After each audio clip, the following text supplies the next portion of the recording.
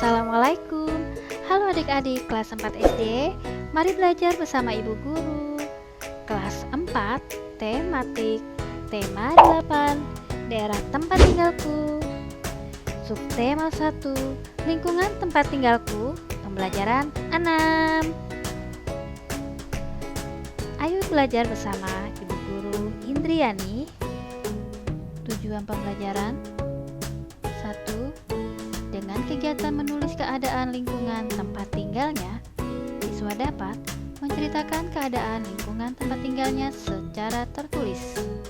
2. Dengan kegiatan membaca cerita fiksi, siswa dapat mengetahui contoh cerita rakyat di suatu daerah.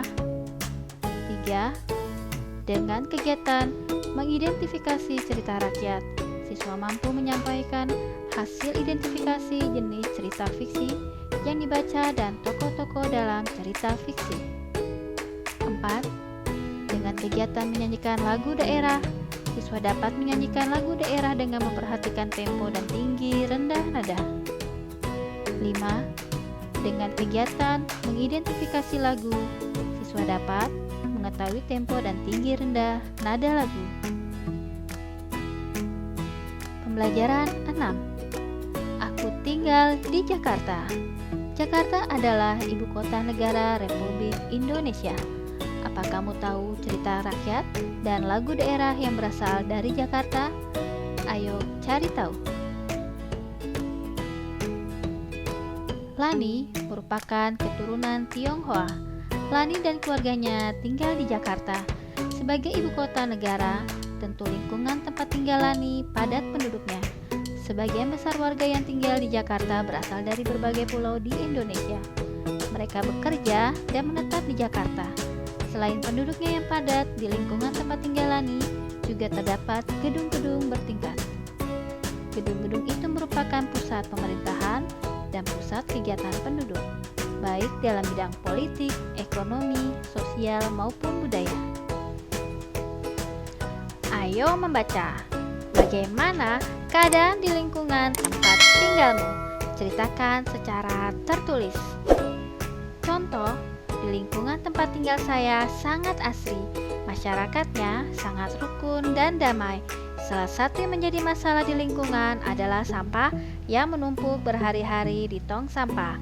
Karena para petugas yang malas membiarkan sehingga sampah yang menumpuk tidak tertampung lagi. Hal ini akan berakibat menimbulkan bau busuk yang tak sedap, akan mempengaruhi pencemaran udara. Ayo membaca. Bacalah cerita berikut dengan nyaring. Si Pitung. Suatu sore, si Pitung melihat kelakuan anak buah Babah Lim yang sewenang-wenang. Babah Lim adalah tuan tanah di daerah tempat tinggal si Pitung. Dia dan anak buahnya sering merampas harta rakyat dan menarik pajak tinggi, sehingga hasil rampasan itu diberikan kepada pemerintah Belanda.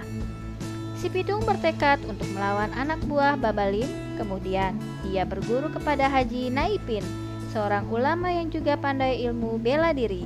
Si Pitung cepat menguasai semua ilmu yang diajarkan oleh Haji Naipin.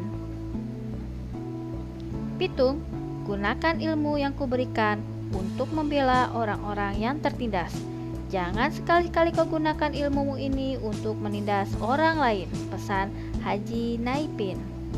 Sekarang si Pitung sudah siap melawan anak buah Babah Lim. Dia menghentikan ulah anak buah Babah Lim yang sedang merampas harta rakyat jelata. "Hei anak muda, siapa kau? Beraninya menghentikan kami?" tanya salah satu anak buah Babah Lim. "Kalian tidak perlu tahu siapa aku.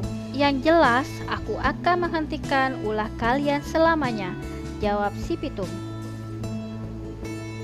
Anak buah Babah Lim menyerang si Pitung. Namun, si Pitung bisa mengalahkan mereka semua. Sejak saat itu, nama si Pitung terkenal di kalangan penduduk. Si Pitung memutuskan untuk mengabdikan hidupnya pada rakyat jelata.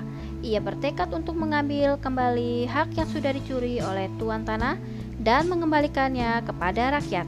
Dia mengajak beberapa temannya untuk bergabung dengannya.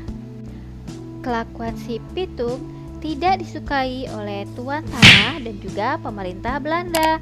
Mereka mengeluarkan perintah untuk menangkap si pitung. Namun, si pitung amat cerdik.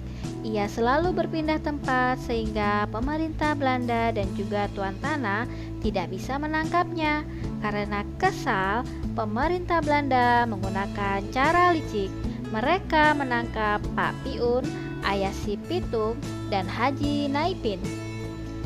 Salah satu pejabat pemerintah Belanda yang bernama Scott Hein mengumumkan bahwa jika si pitung tidak menyerah, Pak Piun dan Haji Naipin akan dihukum.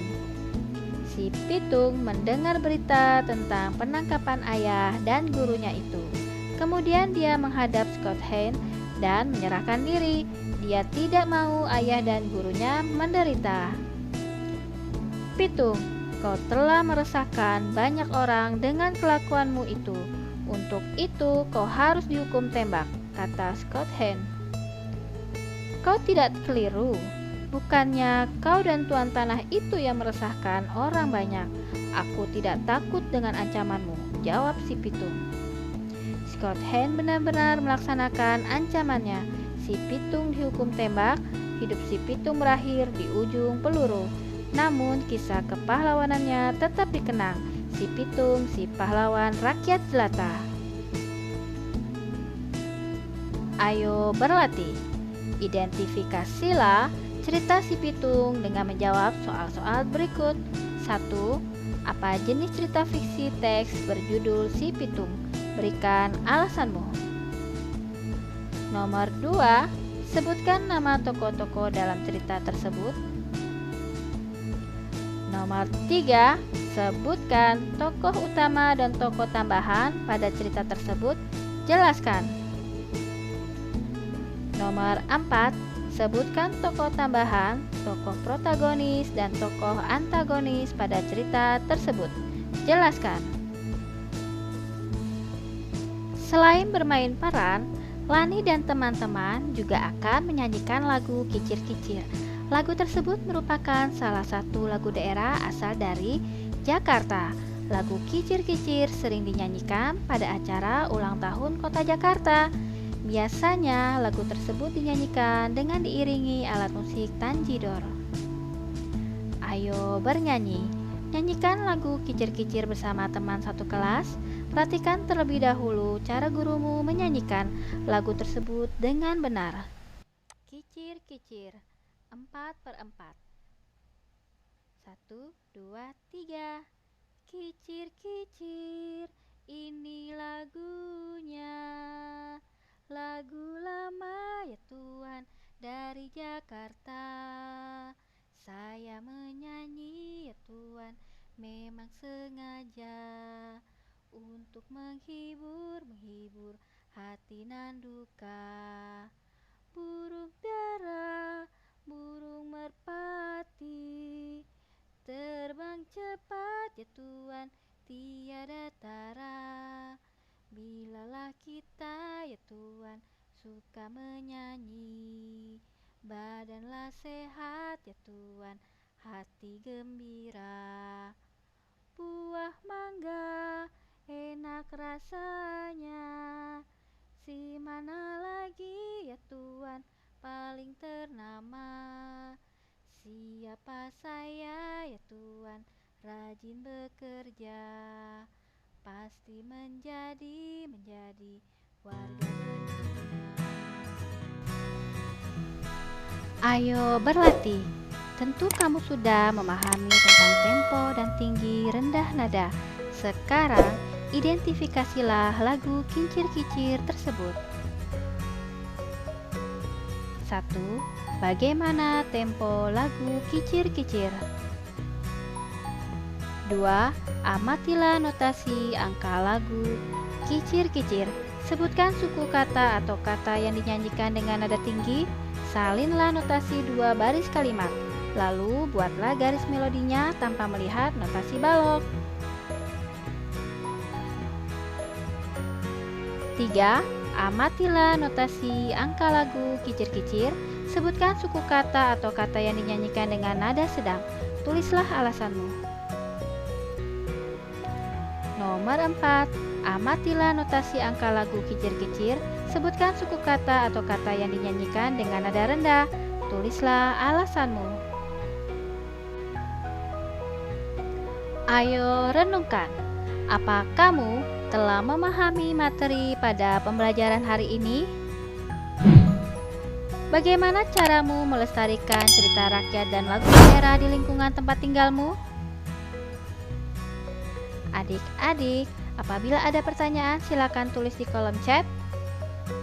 Jangan lupa untuk klik subscribe dan like YouTube channel Ibu Guru. Sekian materi tema 8 subtema 1 pembelajaran 6. Terima kasih telah menyaksikan. Semoga video ini bermanfaat dan sampai jumpa kembali.